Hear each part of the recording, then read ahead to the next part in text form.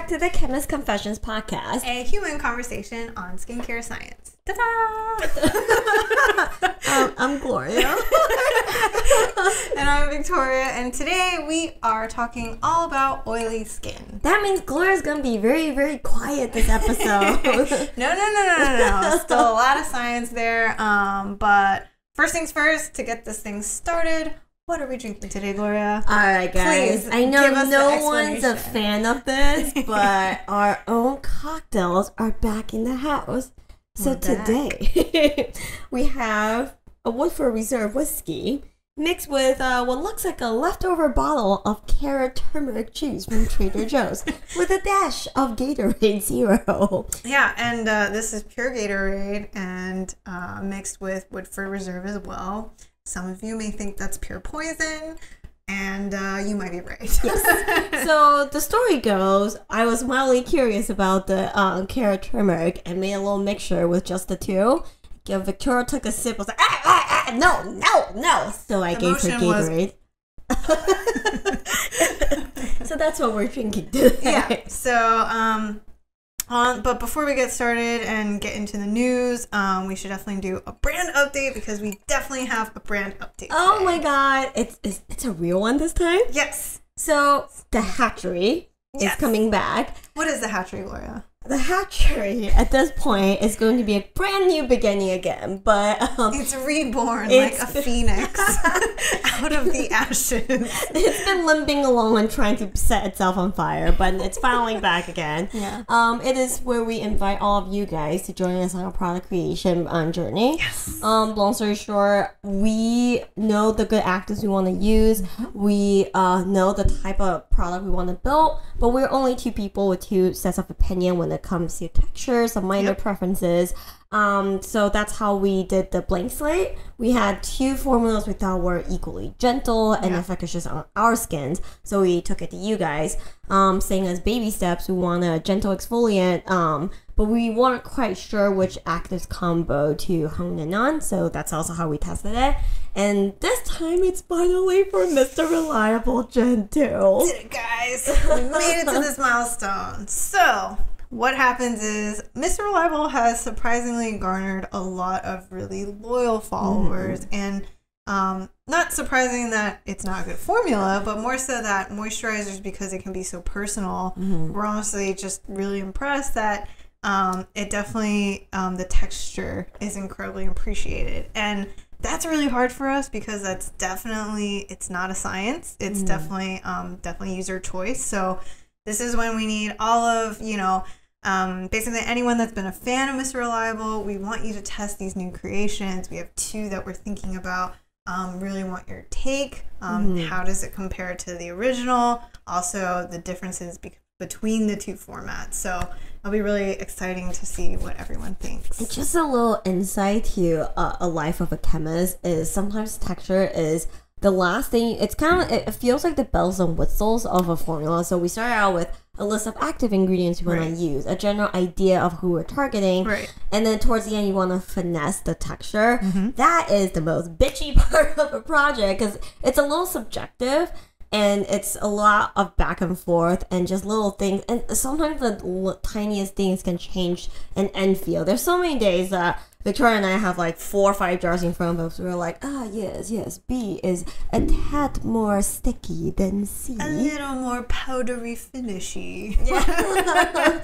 Yeah, so I mean that's just how it is. So we can't wait to get that started. It's been so long since we've done a hatchery. We can't wait to get everyone's feedback and just bring back the community on this. So definitely look for updates.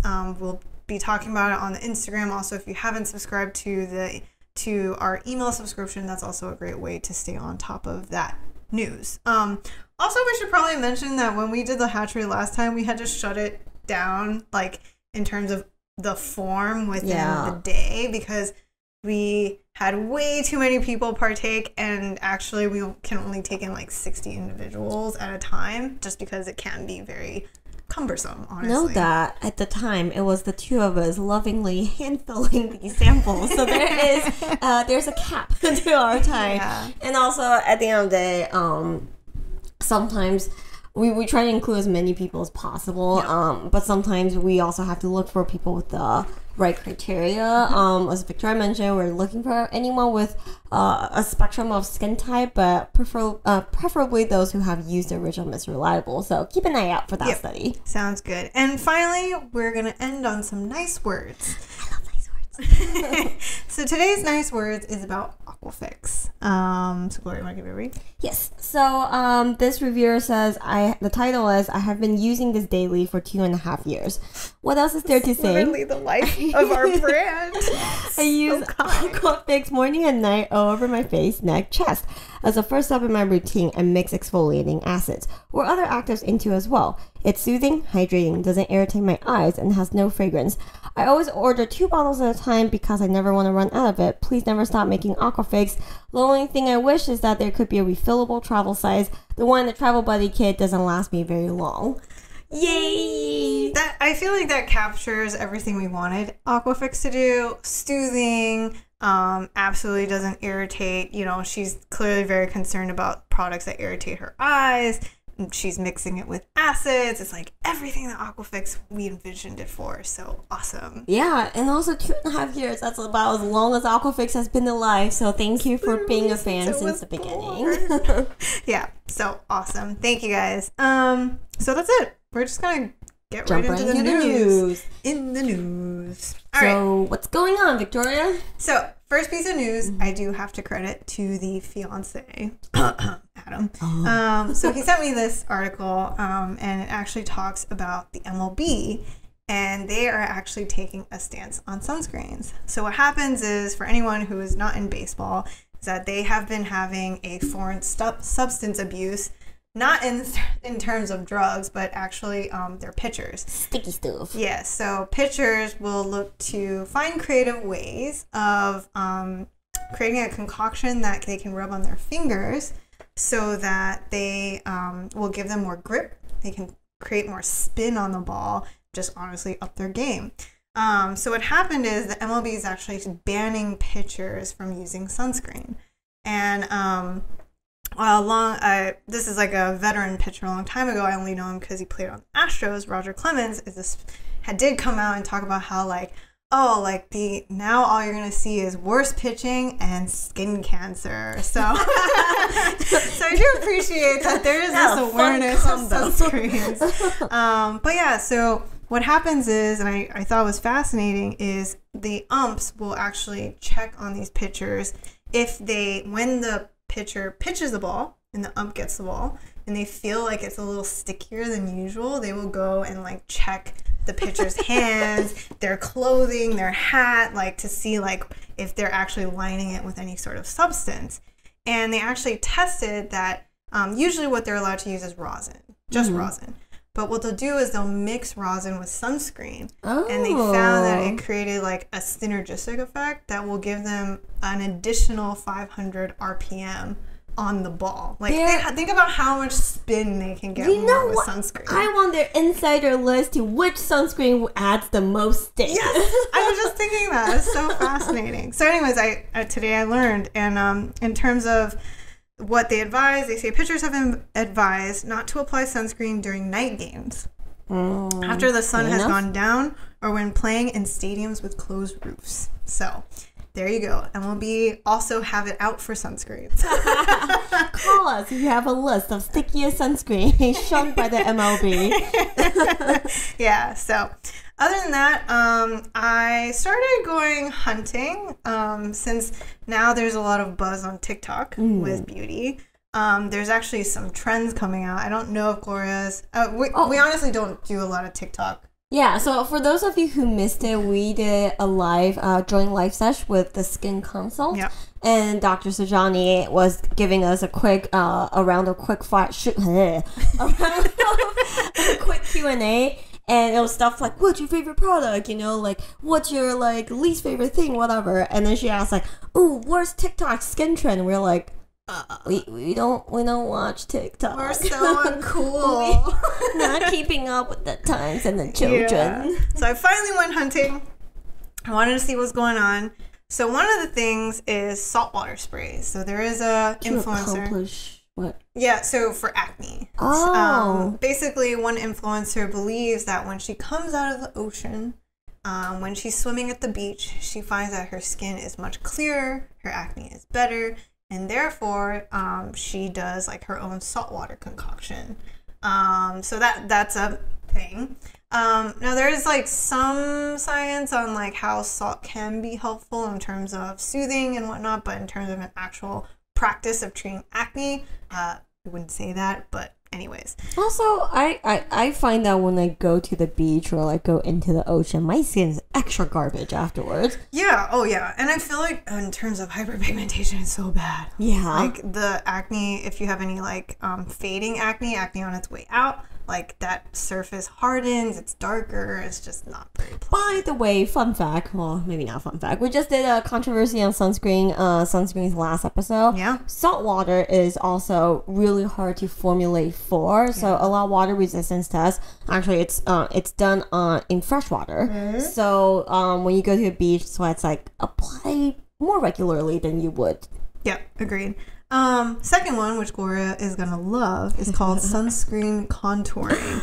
So basically, you only apply sunscreen to the contour areas of your face. So it'd be like the tip of your nose, your cheekbones, and you kind of let the rest tan in. Oh no! Why? I was fascinated. I was like, how did these people come up with this stuff? I mean, I guess it will work, but don't do it. But don't do it. Not suggested. I actually, I have a lot of faith in people who do listen to our stuff. Like, they'll never do this, but if you see people doing this, can you tell them not to do this? Send them to us. We will talk to them. Yeah. Another trend is drinking chlorophyll. Not necessarily new.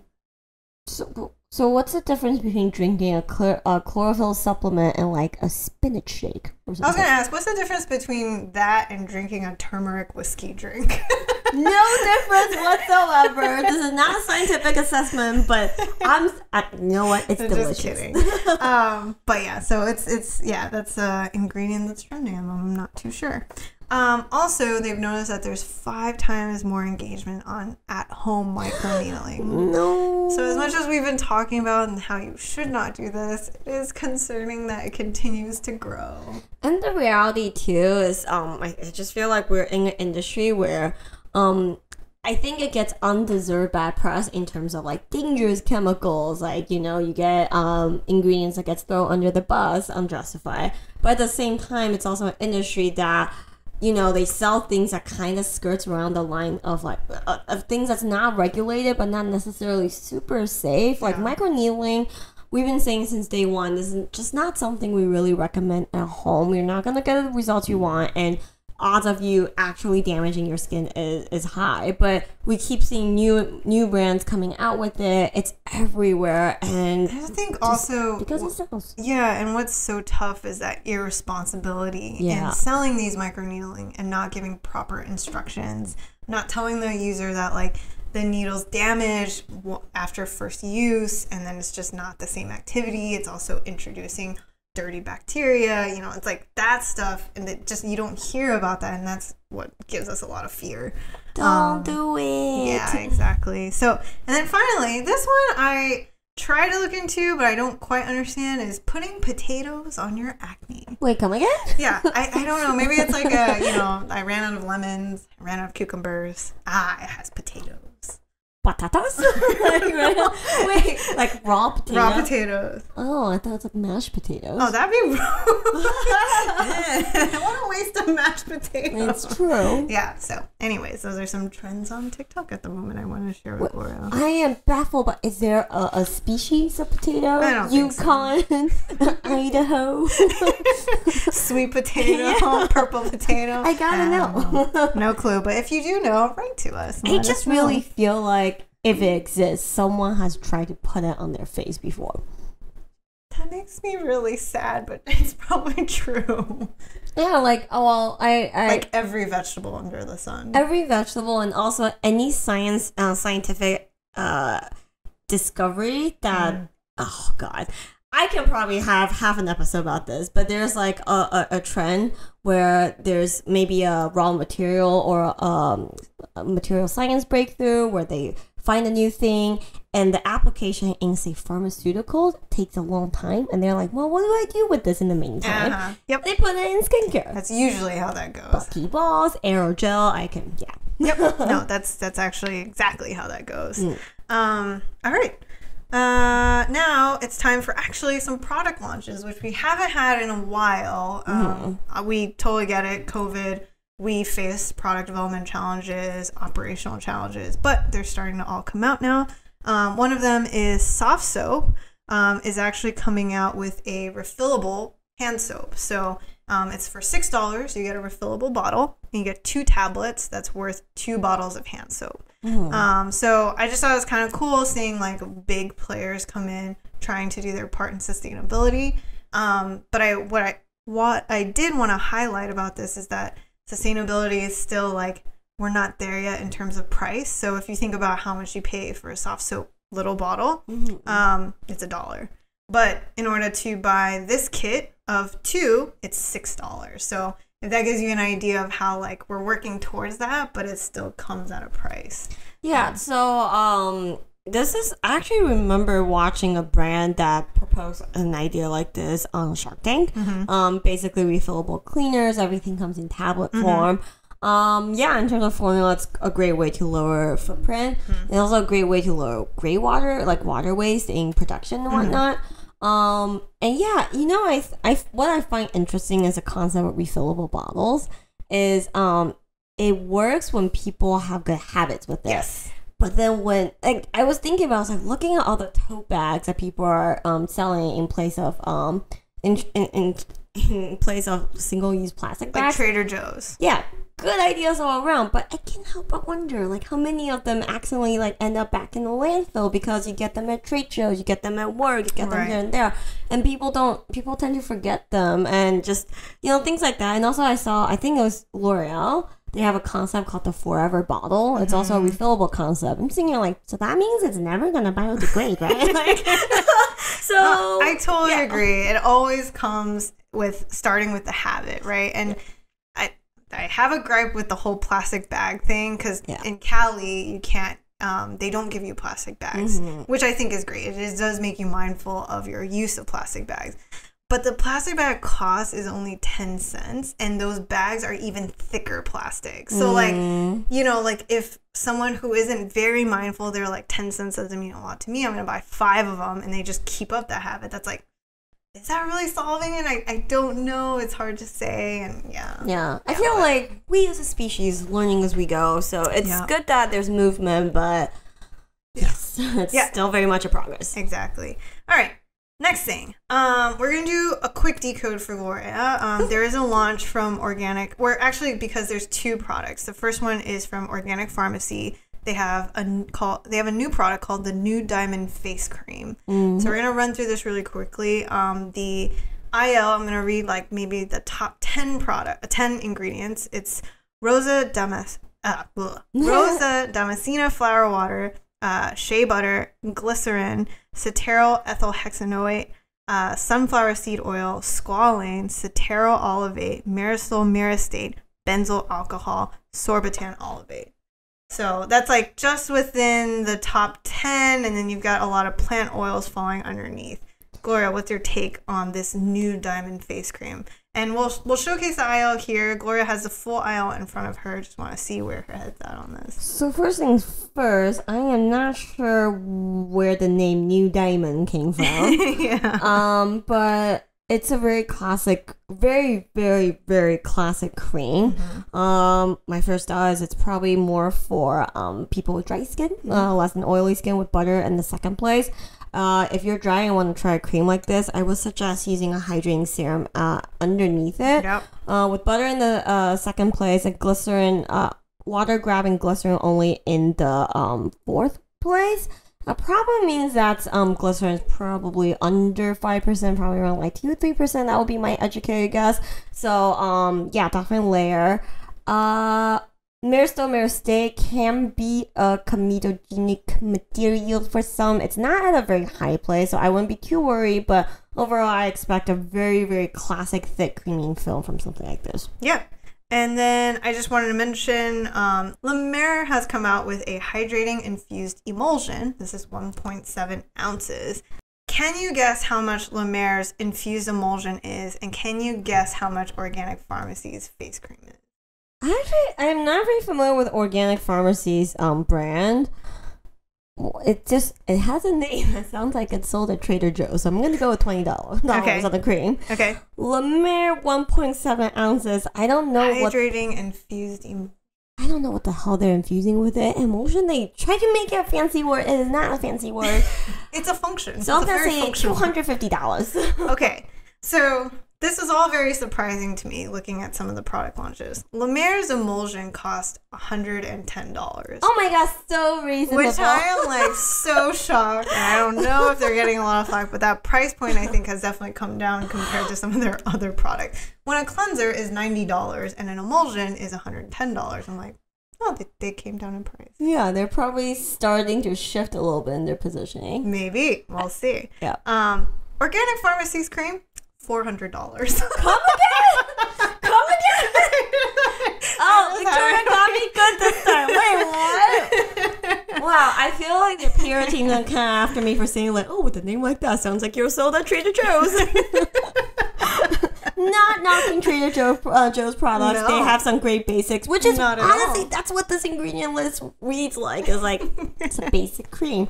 Wow. Yeah, I was really surprised. That's a good one. Yeah. I like it. So, anyways, there's that. And finally, we have Hiram launched his brand Selfless with a partnership with Inky. Mm-hmm. We both took a look at it. There's only 5 products available. There's a moisturizer, has 3 serums. One's more retinol, niacinamide, and oily skin focused. And then they have a gel cleanser. All in all, I got vibes of like Naturium kind of angle. Oh, you know, yeah. It's like it does call out like a main ingredient, but it does buffer with like kind of like a nice extract. I will say probably the one thing that we found interesting was the transparency that they share. So if you look at the about section on the product, for example, they talk about one of their products has 5% green tea complex.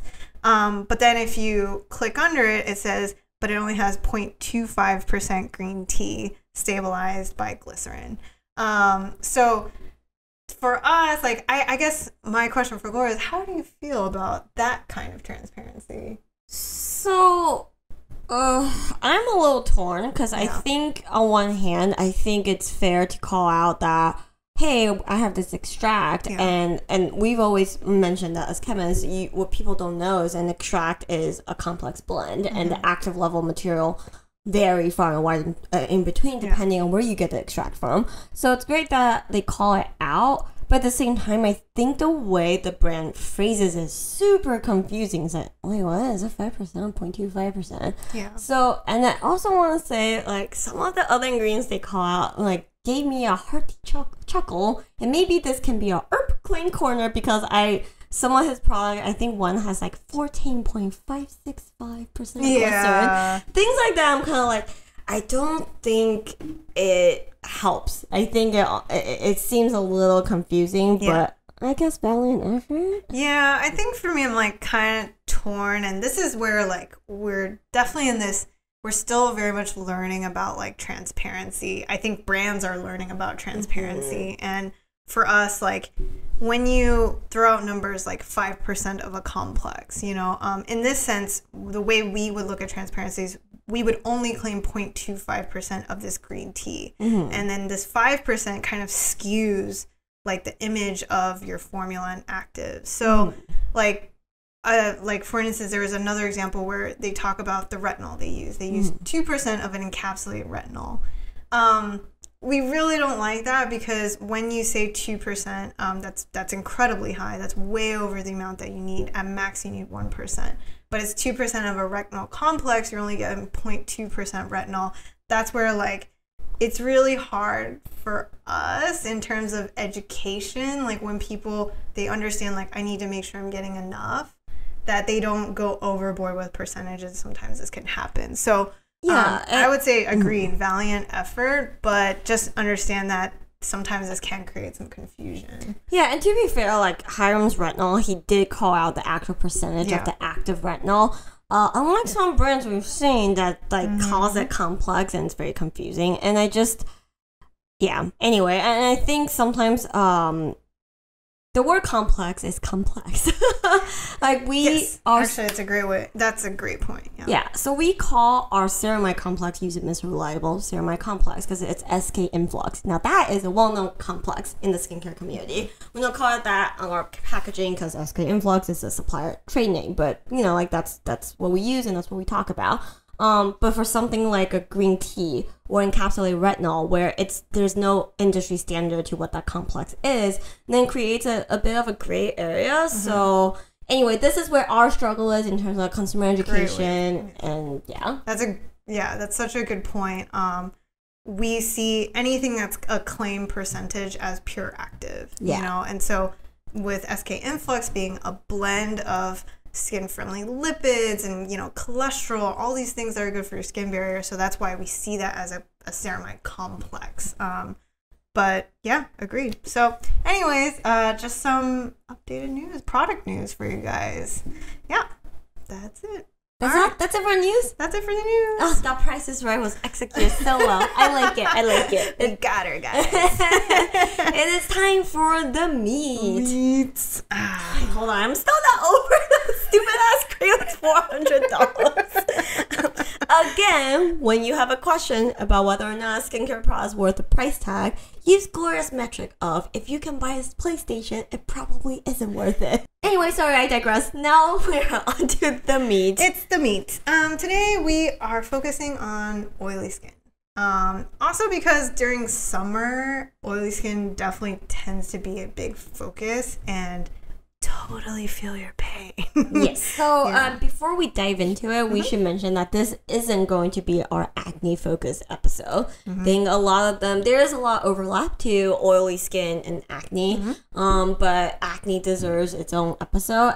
So today we're more or less talking about oily skin in a general sense and focusing on those sebaceous glands. Yeah. With acne to follow, hopefully shortly after. Hopefully. All right. So we're just going to do some very basic, just biofacts. We're also going to share some like really fascinating studies that people have done on oily skin and then talk about products. This is actually I should also preface that this will be more of an enrichment guide to our oily skin guide that's going to come out on our blog, which we will definitely have the link for you guys. It is totally done. Right? Yeah. So first things first, we all know that oily skin, at the core of it starts with the sebaceous gland. And the big driver of how much sebum you produce is really due to hormones, genes and hormones. Yes, those are the 1-2 punch of why some people are a lot more oily than others. The thing that people have mapped out with sebum output is that it definitely fluctuates during your lifetime. Big time points are obviously like puberty. Not surprising. Yep. Menopause, huge decline. Not surprising, very depressing. Yeah, and then even as you grow older, even for males, around when they are in the ages of 60 to 70, you'll start seeing that sebum decline as well. But we really want to emphasize that sebum's not all bad. As much as you may hate how oily or shiny you may look, it actually has a lot of great benefits. It's actually quite a complex substance. It's composed of triglycerides, wax esters, squalene. This isn't squalane. Yeah, and just to add, so we'll have the structure here, but squalane is the common skincare ingredient you'll find that's like a very inert, simple oil that's got great. It's a very vanilla starting point for all skin types. Squalane is a closely related cousin. Basically, it has a lot more kinks, and then squalane has a lot more double bonds, which makes it more active. Yeah, and we should also mention the reason why you don't see squalene in your skincare is because it is very oxidized happy. Unstable. So that's why you rarely find it. And then finally, to add to your sebum also is cholesterol. So the thing to know about it is that as the sebum makes its way to the surface from your sebaceous gland, by the way, so this is probably not a PR move for sebum in general, but the way sebum gets released is these cells that like carry the sebum, they burst. Yeah. So it's like a little oil sac that goes, poof, I'm done. Here's your oil.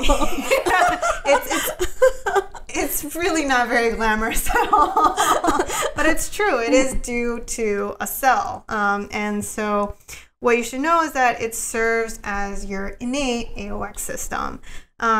There's been a study done to actually to kind of understand how that works. And there's actually vitamin E and your natural CoQ10.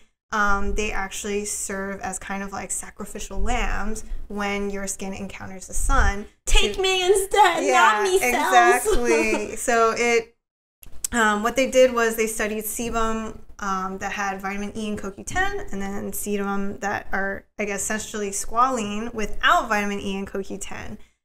They put those situations, they emitted some UV to it to see what happened, and they saw that with vitamin E and CoQ10, you only had a 26% loss of squalene, versus without those two, you have a 90% loss of squalene. I should add that squalene is a very, very interesting subject of study in all things skincare. Because while squalene is part of this protective system, it's a very integral part of your sebum.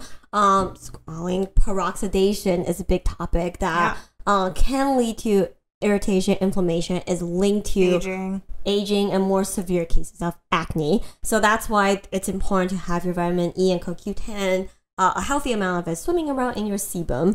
And one more thing is that the sebum is also very important to skin hydration. So the protective nature of it and the hydration benefits of it means that those of you with dry skin like me, who naturally don't produce as much sebum, may see earlier signs of aging. Sorry, Gloria. Yeah, but I don't get acne, so there's that. Super tired. Grass is always greener on the other side. So if you always, for those of you lamenting about having too much sebum, do know that it does provide some good, and also it does act as an antimicrobial. It's also an upregulator for your inflammatory response. These are all good things. So it is useful.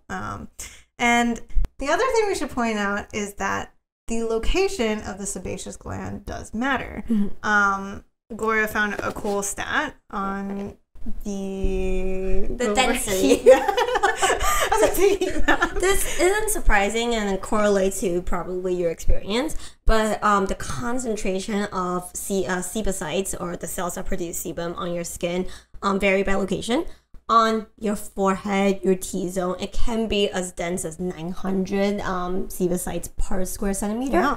On your forearm, it could be as little as under 50. So yeah, it's not surprising that certain places tend to be congestion or acne hot zones, or that shine zone. I should add that I was thinking about it. It's just like me musing.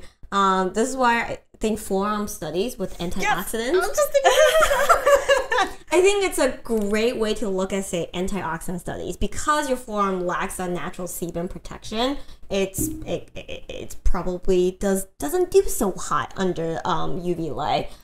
But then you can think about it, it's probably not so great for other types of study if you want to study hydration, pore, anything. Well, you don't really see acne type studies on forearm anyway. Mainly hydration. Yeah, so it's so hydration forearm studies is just a not super duper accurate snapshot of how things work. So yeah, agreed. Also, we should mention that, there are different types of sebaceous gland, or I guess sizes, and it's really based on the hair follicle size. So this actually explains our T-zone, because our T-zone happens to have a more concentrated area of larger hair follicles, which means you have sebaceous glands that are a little bit more active, and that's why it actually validates that the T-zone is actually scientifically makes sense. So I thought that piece was really cool. And because, there's different concentrations of different types of sebaceous glands, sizes, hair follicles, all of this, People like to argue that everybody's face is actually a combination, just because the output of oil is different. Yeah, I mean, I guess that makes sense. I think sometimes when we first started Chemist Confessions and we started creating products, we really wanted to get away from talking about skin types in general. Because at the end of the day, everyone goes through changes. And throughout your life, you're experiencing some level of every skin type out there. And that comes from different zones on your skin and different age that you're in. So yeah, but at the end of the day, people are still like really used to kind of categorizing their skin into these buckets. So yeah, we'll try to break it down by skin type, and I don't know where the conclusion is on that. Oh, I thought you had it. It sounded so good. Yeah, I was like, and I fizzled out. And this is why we do these things. This is why we don't let Gloria make cocktails all the time. And this is why we are talking about sebaceous today. All right.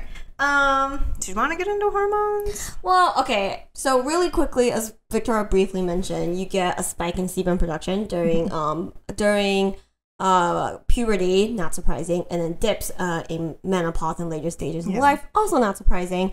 So at the end of the day, sebum, other than your genetic predisposition for how dense these sebum producing sites are on your skin, it's all dictated by hormones. So the biggest one is 5-alpha DHT, which stands for dihydrotestosterone, I believe.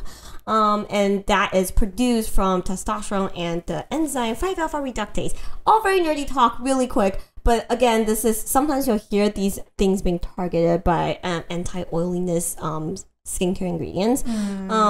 But at the end of the day, this is why men get a lot of acne during puberty, and women can have period acne, which is actually very, very a huge problem. Right. And I was gonna say that one stat to know is that at any given time point, statistically, the male will have oilier skin type than the female because of the testosterone level. Because of testosterone level. So yeah, that's just the nature of things. Actually, I also wanted to add that this is a personal anecdote. My skin, for those of you who's been listening to us for some time, my skin is very, very dry. That's why I said I'll be mute this episode. But as I am aging, I've noticed bigger changes during when I'm on my period. I don't think it's a changing hormone levels per se, but that's like one of the changes I'm experiencing is my regular fluxes is more dramatic than before. Before I'm just like vanilla dry, but now it's like when I'm on my period, it gets a very greasier on my nose. Oh, okay. Yeah. Interesting. Yeah, so I think after all that, there has been a lot of studies just trying to understand sebum and sebum flow rate. And it gets all very nerdy. But sebum flow rate? Yeah, so I think I have a PhD in sebum flow rate. Let me tell you guys, this is really not the most appetizing of episodes, but hopefully it will get you to understand and appreciate your oily skin and understand that it's just the way of life. Sebum flow rate, you can think of it as how fast those oil sacs pop on your face and deliver sebum to the top. All right, maybe without Gloria's commentary. Yes, go on, sebum flow rate. All right, so rate of sebum output. They have studied that it takes 3 hours for your face to totally replace the removed sebum from your face. But for oily skin individuals, it only takes 2 hours. The other thing that kind of supplements to that is one lab actually tried to defat the skin by just wiping the face with ether, which I'm like, that's so horrible. Wait, hold on. Wait. Horrible for face. Did they specify which kind? Like what kind of ether? I know, but it's something that's just incredibly drying and volatile. Also, yeah, for those of you who forgot what Orgo Lab is like in school, stay away from ether because you're not supposed to be breathing that shit in. Exactly. Yeah. So they wiped probably in the forehead area. They completely removed it, and they found that they could see sebum droplets start appearing under a microscope in 15 minutes. That's how quickly your skin's like responding to your situation. And actually, they can see those droplets become visible to the naked eye just within 40 minutes. So if that can tell you like how active your sebaceous glands are working and these sebocytes are popping, yeah. Yeah. I must go now. My epidermis needs me. Very sacrificial. Yeah. Another lab, actually, they applied cigarette paper to the forehead of 2 individuals. So think of cigarette paper like your kind of like oil blotting paper. Not the clean and clear blue sheets. It's more like that kind of like waxy. the blue shit. Yeah. But yes, that. Yes. So they did that to 2 individuals. They wiped their forehead at 10-minute intervals for 6 hours. My God. Okay, it sounds like a hazing Thank you ritual. for donating your skin to science. And I feel like it's some poor undergrad who's trying to get research credit. And the grad student's like, yeah, just do this every 10 minutes. Like, what? Yeah, for 6 hours. See ya. Yeah, probably. What poor undergrad had to do that? So the cool thing is the authors concluded that it was actually physiologically impossible to remove all the oil from your follicular reservoir. It just never stops. And it also, like, for me, when I read that part of the study, I was like, oh, I guess this really explains like oil blotting paper. Yeah. Like, and you how just have to keep using it. exactly, like it's not a long-term fix. Like, it's truly just a temporary moment to not look shiny.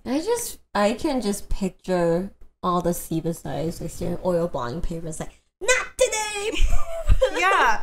And then I have like a really wild tinfoil hat. Oh, I'm starting to call it. I thought about it. I was like, it's very baseless. I was like, I guess we should call it clown theory.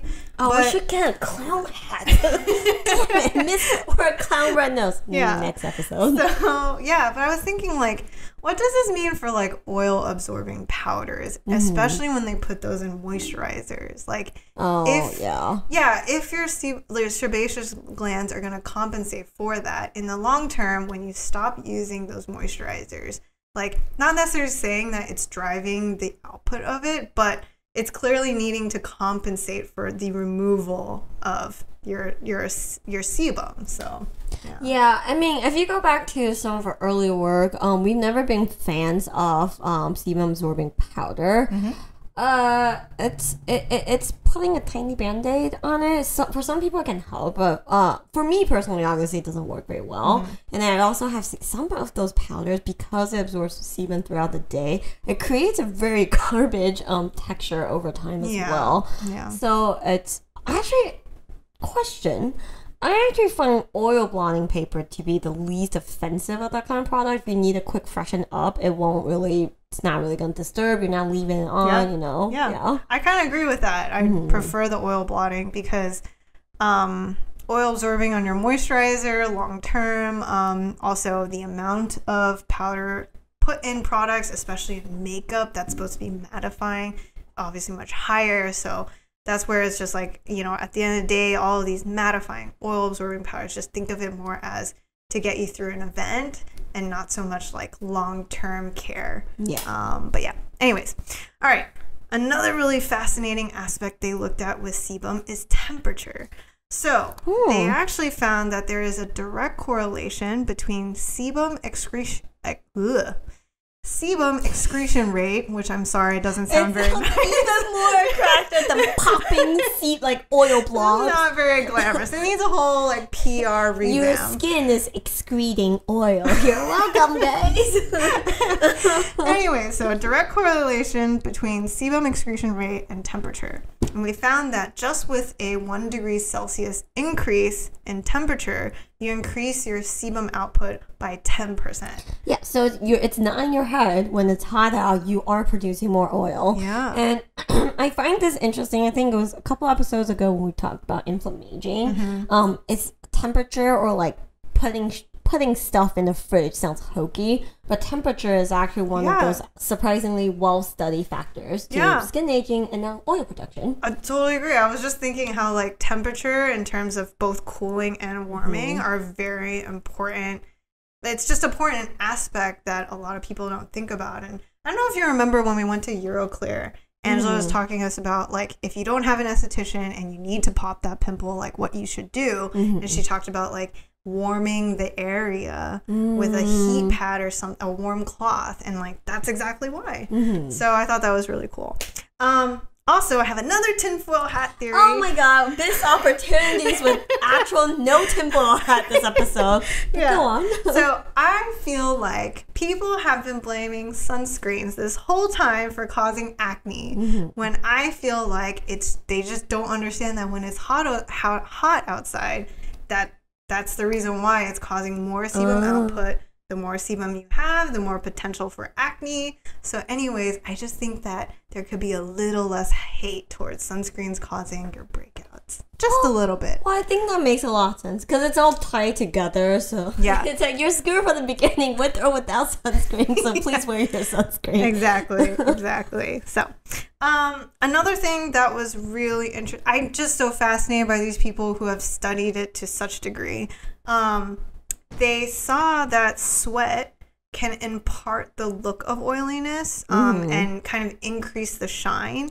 And the theory is that when sweat and oil mix, it kind of causes, it emulsifies and creates that shine. The worst! Oh my god, who's doing these studies? The worst! Yeah, so if you're a sweater and you're wondering if sweat causes you, I think I remember a college student asking us about this, like how much he sweats, and he just feels like it makes his skin like so oily. That's actually the reason why. It's the perception of oiliness. Oh my god, these people actually got a grant to put a scientific reason behind your insecurities. But it makes a lot of sense. Yeah. I mean, So, and then finally, they have also looked at diet. I've had 5 adult males. I love this study. 5 adult males eat 2 bars of chocolate every day for a month. I love chocolate, but that sounds like torture. Like a full bloody bar of chocolate. 2 bloody bars of chocolate. Yeah. But they didn't find any significant data. You know, it didn't find any significant alter in sebum production or composition of sebum. Guys, this is great news because they ate 2 full bloody bars of chocolate a day for 2 months and didn't see much for a month and didn't really see much of a change. So your daily intake of chocolate is probably safe. Yeah. Another one they did was 18 obese patients. They had to undergo fasts for periods of 4 to 8 weeks, but they actually found a 40% reduction in sebum output. When they're fasting? After their fast period, which is incredibly significant. But I did want to say that, it's a pretty significant lifestyle change. You can't say that if a normal person went through fasting in this manner, you would see the same results. Clearly, it has to be a really significant lifestyle change. Yeah, and also I'm sure it's linked to other than caloric deprivation. I'm sure it's linked to just the drastic reducing fat intake, which if you don't need to go through that, going on too low of fat is actually not great for your skin in general. Yeah, so, great point. And then finally, they looked at low glycemic load. They found that it didn't seem to change the sebum output, but it did affect the composition of sebum. We'll get more into this later with acne, but that's important to overall health of skin. Yeah, so fun fact, we call out low GI diet a few times on subjects like acne, now oily skin. Also, it's been looked at for skin aging for glycation. I have to say, it's one of those topics that so when I was doing this research, I'm like, maybe I'll go lower GI for a while. I can't. After a while, I'm just like, I need me white rice. Me carbs. Me white bread. I just want a slice of Texas toast with 3 slices of cheddar. Me croissants. No, totally agree. Very difficult. Anyways, all right. So that's the general idea of all the studies that they've done to. Wow. What's wrong? Okay. I fed Victoria poison. And she finished her poison. All right. So, yes. So that's all the studies that they've done to really understand oily skin. Let's talk some products. We won't get into moisturizers or really too much into sunscreens. But let's talk about some of the like cult favorites in oily skin. And I think one of the biggest categories has always been toner. Yeah, so we totally get it. It's that light texture, and old school toners have alcohol, which kind of helps you take off that excess sebum, so it feels very, very refreshing. Yeah. But does it help? Yeah, so I mean, in terms of, I mean, you've already seen like through the other studies where they've used basically ether, and they've been constantly wiping the skin, you know. It's not going to help reduce the oil. Your sebaceous gland is very robust at ensuring that your face is nicely coated in sebum. So in terms of long-term care, not so much. And we definitely wouldn't say that alcohol is a must for oily skin. And then I think the other thing that is really under question is just how important it is to have AHAs or BHAs in terms of sebum regulation. There's really not that much that says that it does help. Yeah, so again, there's like the complexity of oily skin problems. A lot of times people lump them all together, such as acne, congested skin, and oiliness. Yeah. So oiliness is actually a very, very different concept. Yeah. So things like BHA, excess sebum can cause a crystallization of sebum and then skin congestion. BHA can help with that. But there's nothing that indicates that it will help reduce sebum production in the long run. Exactly. Another thing that tends to be a favorite are face sprays. Things like witch hazel, the Veen water spray. Actually, witch hazel is huge in this category. Huge. You can get my injection of it. It's true. To this day, still, witch hazel is a very mysterious ingredient for us. I do want to say, like, Gloria found a great paper on how the Avene water does help with, in terms of soothing aspect. And we can see it being helpful in this manner. But in terms of, you know, helping you manage oily skin, we would say maybe that's not what that would be for. So that would be our general theory behind it. By the way, quick aside on the Avene paper, if you wanna read more about it, it's on our blog. Check out the link here. But I find it interesting that both Avene and L'Oreal Posay, I think they have clinics and basically spas in France that does these tests. Some of them are like power washing people with these thermal water. Yeah. So like it's not just like be liberal with it. They're like hosing their face down with thermal water. That sounds about right. Oh yeah. And then we should talk about cleansers. Probably the most passionate category for oily skin types. If you just do a quick Google of cleansers out there that are good for oily skin, it's literally any type of cleanser. Cetaphil, Neutrogena, all of these have completely different surfactant systems. So because of that, I just think the takeaway generally is that oil-free doesn't really guarantee that it's going to work for your skin. Yeah, actually, I think that's such a great point. When we're doing our cleanser guides, link here. It's we get a lot of question about I want to choose a cleanser that doesn't have salicylic acid, but they all have it. At first, I was like, what do you mean they all have it? There's plenty of cleansers that don't have it. And I realized that people with oily skin want to just shop for cleansers that's advertised for oily skin, but the reality is you don't really need to. Yeah.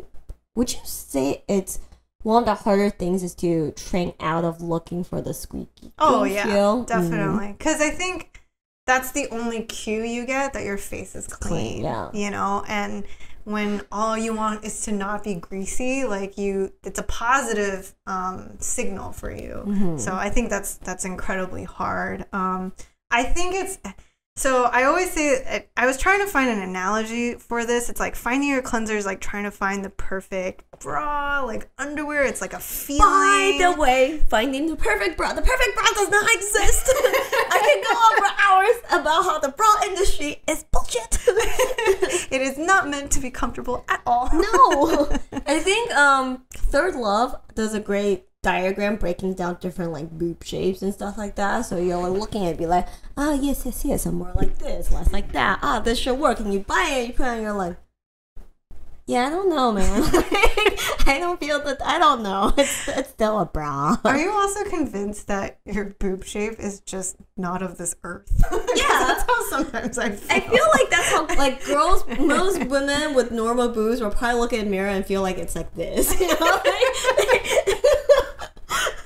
it's like It's speak true. to me. It's so true. And the things I don't know why it's so hard. Yeah. By the way, guys, if you've never went bra shopping in Asia, just be mentally prepared that those grandmas don't give a shit about shape. They will go in there and help you fondle and reposition your boobs.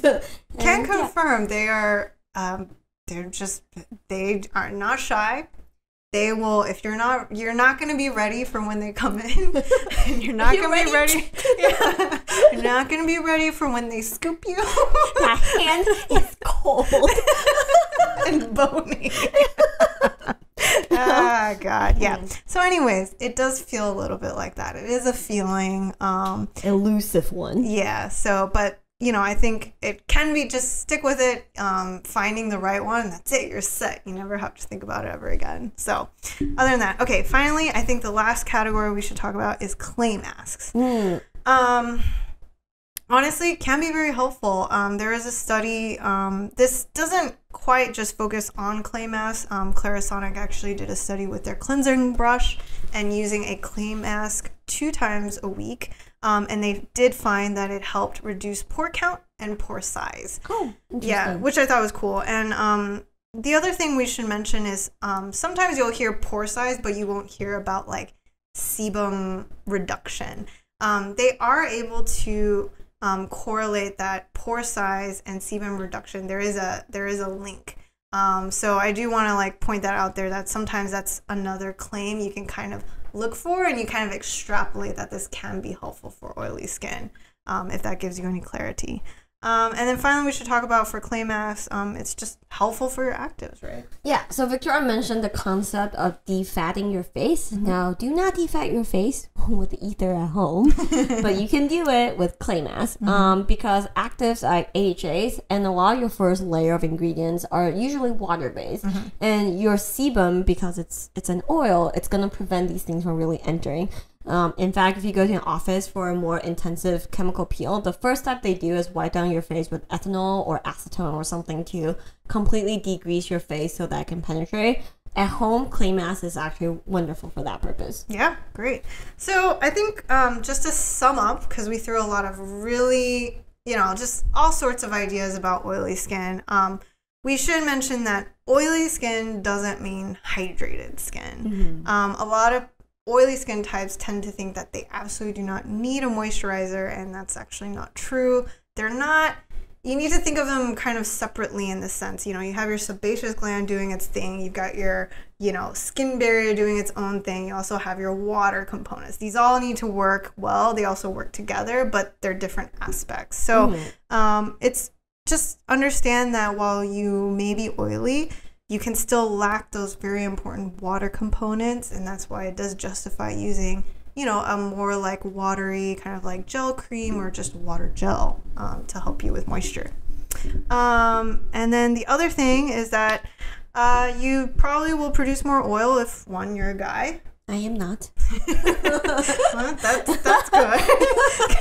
Surprise, Chris. And then 2, it's summertime. And then also final thoughts on, are you a sweater? Because if you're a sweater, it might make you think you're very oily, and that's just a shine situation going on. Yes. So that's our oily skin overview. Well, I want to add that there's the slightly unfortunate thing is there are very few ingredients with validated efficacy in terms of long-term sebum reduction. That's why we didn't spend a lot of time on this. We will have a blog post where we talk about some of these ingredients, so look forward to that. Yeah. Just quick run through. Niacinamide, we like that. There is one paper on green tea extract being helpful, but which green tea extract is a mystery. So that's kind of the general snapshot. Give you guys an idea. All right, that's it. I think we are moving on to the animal fun fact. Yay! So, today's not my turn, so it's time to break it up, break it up, break it up, break it up. Woo! All right, today is my turn. Yay! All right, today we are talking about the archer fish. So in the spirit of the Olympics, potentially, hopefully, if it's still happening, it still happens. Okay. I wanted to talk about the archer fish because this guy is tiny. It's like will never grow more than like 7 inches. That's what she said. Sorry. So embarrassed, but it's so funny. Okay. All right. Go on. This fish lives in mainly the freshwaters of the mangroves. From their name, you might be able to guess, but this is the fish that spits water to shoot down bugs for it to eat. But the fascinating thing about this fish is that it shoots such a powerful jet of water that it can actually, the ability to actually dislodge an insect is actually quite difficult. It needs to be pretty strong. And the adult archer fish, they are so accurate that they really will only need just one shot. Oh, that's pretty good. Accurate. Yeah. So really cool. Wait, where do I keep a bucket of them? I have these little fruit flies around my house right now because we have a fig tree. Yeah. And yeah, it's a problem. Well, the most fascinating thing is they can shoot up to 3 meters. That's like how long for being a tiny fish.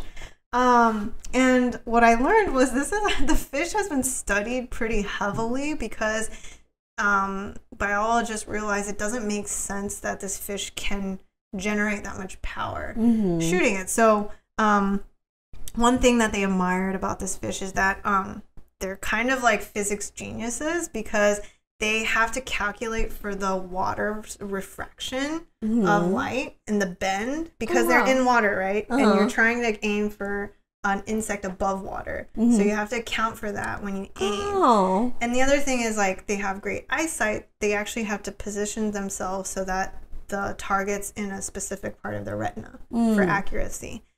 And then finally, what really fascinated them was just their ability to manipulate water because they actually brought in a team of physicists to study the arch of water. Oh, I thought they were like to okay, yeah. But they tracked the jet of water coming out, and they said that the droplet actually increases over time, which is actually very difficult to do. Wait, what? Yeah. So the fish actually manipulates its mouth in a way that creates a lot of pressure, and they're able to manipulate water so that it's like a bunch of droplets moving out, and it ends up in a bullet. Oh, it's fascinating! Really crazy. And so they actually measured that, a typical vertebrate's muscle, it maxes out at 50 watts per kg.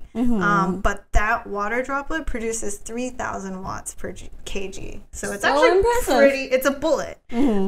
So yeah, anyways, you could actually consider it a true water bender.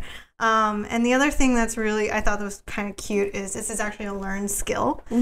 So when they're young, they're much less accurate. So when they practice, they actually practice in schools so that they have a higher probability of shooting their food. So yeah, actually, that's the archer fish. If you're ever curious, in the shower, try spitting at a target. See how far you get. Oh, this is a good one. Yeah. I enjoyed it. Yeah, so that's the archer fish. Yay! All right. So that's it. That's it. It's time for... Oh, I thought it was the end. Oh, goodbye. All right. It's time for Q&A. All right, let's keep it short. We have a quick one and then a pretty long one. So the first question is, I love this article. It's a Combined Actives, like a pro one. It gave me a little bit of sense of direction on where to go by studying the advice. How should I divide my routine in order to incorporate vitamin C, retinol, and acids? I would like to use them all, but don't know how to go about doing it. Like, when should I use it, on what days and times? Please help. Alright, so first things first, if you have never used any of these things, start with one at a time. Pick one. Yeah, we wouldn't recommend jumping into all three at the same time. Most vanilla starting place is vitamin C. Use it every morning as your morning serum. Yeah. Say like first or second step after cleansing, depending on how complex your routine is. After 2-3 weeks, if your skin is fine and you're not experiencing any irritation, I would say move on to incorporating AHAs. Do it at night. If you're a complete AHA newbie, do maybe just 10% serum of, say, lactic acid to start. I will say that even though lactic acid, generally speaking, is a bigger and more gentle molecule compared to glycolic, some people can be irritated by by lactic but not glycolic. So just kind of patch test to see where your skin's at. But I would say 8 to 10% is probably the magic place to start. Nightly. And then it's time for retinol. Yeah, and I would say for retinol, this is where if you feel like you really don't have a mastery of the first two, maybe hold off, yeah, because again, like, retinol is definitely the type of ingredient that it definitely wants to be your main squeeze, and it wants you to kind of wrap the rest of your actives around it, just because of all the side effects it can bring. So with retinol, take it real easy, maybe one to 2 times a week, just to understand how your skin is doing. Do you see flaking, dryness, redness, flushing? You know, any of those signals can give you an idea that, hey, maybe 1 to 2 is good enough for me at this point. And with that, we should say that on the days that, actually with retinol, is I actually would recommend not doing AHAs when you're first starting out, because you need to understand what your skin is like just on retinol. And that way, when you want to start layering on the exfoliants, that way you know, like, hey, this is making my skin more reactive, and how to dial back. So that would be the best place to start for me. Yeah, and that is such a good point. I'm someone that's pretty sensitive to retinol. When I'm on it, my skin is typically very, very, very acid tolerant. I can do 30% glycolic mask once a week, even up to twice a week. Not recommended for most people.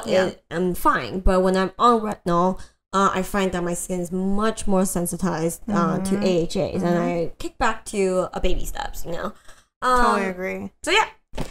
Next one. This one is a dense one. So in our antioxidant article, we call CoQ10 as one that we're like, yeah, about. So Emily found a study and asked us what we think of this study. Basically, she mentioned that, what do you think of this research paper on CoQ10? I can't access the full article, only the abstract, but there are many like it, and it seems to highlight CoQ10 in a very positive light. So we did pull up the full paper, and we're gonna go through it really fast. Yeah, so this the paper she mentioned is a review paper of CoQ10. This is from 1999. In just summary, it does have a few in vitro studies. There's an in vivo penetration study done on porcine skin. There's also an in vivo study done on it using as an eye cream for 6 months. But yeah, we should mention, just from the penetration study done, I guess, like, the point of this question, first of all, great question, because we get to actually talk about the differences in studies. We don't give in vitro that much merit when it comes to justifying the ingredient as a skincare ingredient. The reason being is because, yes, you understand how it works when it directly interacts with cells, but the ingredient actually has to travel a very long way to reach the cell. So there's a lot of things that have to happen that you need to validate before it actually gets to that interaction. And that's why, like, for in vitro, we're like, it gives us a hint at what it might be able to do, but you can't say that it actually will perform that and it's actually going to make it to the target. Yeah, and a lot of times we do see ingredients that have interesting in vitro data doesn't really hold up in vivo, and not to mention in the in vitro step, where our problem is too is they're not using formulas, right? It's usually the raw material in some sort of solvent that's never going to be used in that way in a serum. Yeah, and to add on to that, it's great they did an in vivo penetration study, but again, to what Gloria was saying, it's CoQ10 dissolved in ethanol, which just isn't the best. I mean, first of all, it's cheating. Yeah. So if you put 3% of anything in 97% ethanol, it's gonna penetrate pretty well. It's literally the ideal way to penetrate your skin. So that's why it's, to us, like, we're like, oh, cool, but not that interesting. Yeah, it doesn't really mean anything. And not to mention, it's not on human skin either. Yeah. So yeah, that's half of the review paper. So basically, we look at those, we look at the methodology, we're like, yeah, cool story, cool. Next. So then, not surprisingly, we place a lot more weight in the in vivo studies actually done on human skin. The first one is done on 13 people using 0.3% CoQ10 for just 7 days on the forearm. I will say the nicest thing about this study is that it is there is a placebo involved in this forearm study. What they use a method that they call ultra weak photon emission to detect the excited state. So what that means is if you have proper antioxidant protection, you're not supposed to see that excited photon state in your skin. So I will say that isn't, this paper's from 99. I haven't seen a lot of other papers that use that methodology. That's true. Yeah. So the Dr. Pinnell studies we referenced like 2-3 episodes ago, those are like MED. So that's like much harsher doses where you will see burns on skin that's not protected. This is a much milder form of it. Not to say it's not valid. I just want to mention that it's hard for us to compare it to other studies. True. I mean, just looking at this, first of all, it's just on forearm, but at the same time, I would say that with just n equals 13, it's like, it's interesting. So the good thing is that they do follow up with another in vivo of n equals 20, where they use the same amount, 0.3%. They use it once a day for 6 months, that's a long time, to actually study the skin topography around the eye area. And they did find a 20% decrease in wrinkle depth. So all in all, it's interesting, and we'll give her credit for that. The problem is, like, when we try to actually look at the formula, I'll be honest, I could not figure out what the formula was. Is it still in alcohol? Is it in a solution? Is it in an emulsion? Like, these things do matter for us. So I say, like, oh, that's interesting. That's actually the first piece of decent data we've heard on CoQ10. But what makes us skeptical is that it's from 1999. We haven't heard anything since. Yeah, and usually people, and CoQ10 does have good enough press and marketing drive that if there's more to it, I just feel like for a hype ingredient and not really seeing anything much better than this, since that's kind of why we place in the iffy bucket. That said, our little disclaimer at the end of the article did mention that even those in the iffy bucket is more validated than like super hype trend ingredients or your next, like, Joe Schmo's extract. Fancy plant oil. Yes. So yeah, thank you for bringing this paper to your attention. Hope it makes sense the way we broke it down. And yeah, and for all of you guys listening, a lot of times, like, we're just two people. We try to do our homework to the best of our abilities, but it's absolutely possible we miss a paper or two. So, like, send it our way and we'll give our thoughts. Yeah. And, at the end of the day, I will say it's still not enough data for me. Just because I just feel like these ingredients, it's just one of the things that does validate and gives us promise is just robustness of data. So for us, we're looking at one specific lab that's looking at this. We don't know all the complete details. We want to see more, and hopefully that would be the case to change our minds,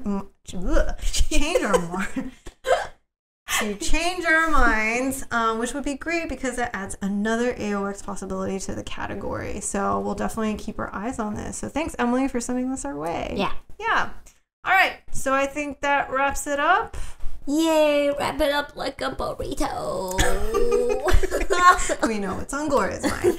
Gloria, what do you think is next? I think we have to follow this up with a dedicated episode to acne, or follow up with a similar breakdown to dry skin. Dry skin. Dry skin. We're shopping acne. Well, we've lied about what's to come before, and who's to say we're not lying right now? So also let us know what you'd like us to cover. Let us know if this was helpful. You know where to find us. I was just gonna say, Gloria, where can they find us? But yeah, you can find us on Instagram at chemist.confessions. Email us at info@chemistconfessions.com, or just check out the website. But otherwise, if you have any burning skincare questions, that's where you can find us. Otherwise, we will see you guys next time.